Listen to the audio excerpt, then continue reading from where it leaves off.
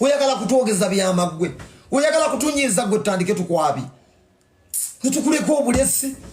kutegeera tukuleka bulesi kubanga musajja munno tayingirira lutalo lwa byanfuna na musajja munne kyovola batujjokera bino ebyokungulu tetwagala kusima nnyo kuyingira mu lutalo lwa byanfuna naye nga nabyo tubimanyi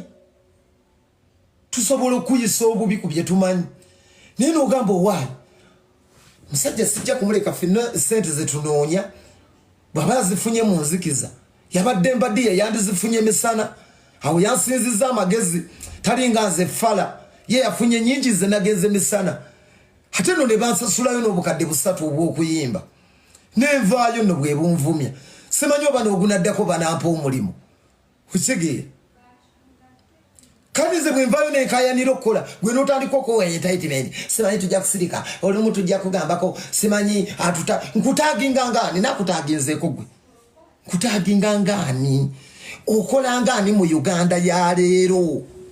okola ngaani mu Uganda ya leero weewa entitlement muvubuka okola ngaani mu Uganda ya leero okola ngaani mu Uganda ya leero weewadde entitlement who are you mu Uganda ya leero because of kabapana and arrivalism mukwano gwange ffenna twasala lwera wamu nalwera mu nekitiibwa muyiteko ewaffe gye twakulira ennaku ogimanyi n'envunza zaatuluma ewaffe gye twakulira ebyaliwo emyaka 2 n'eleero bakyabituteekako eyo mbajjajja bange kiraka ibali abantu byaliwo emyaka 2 tebikyaliyo enseera busa n'eleero bakyabituteekako weewuunya omuntu eyaveeyo nga teri yadde mwasirizi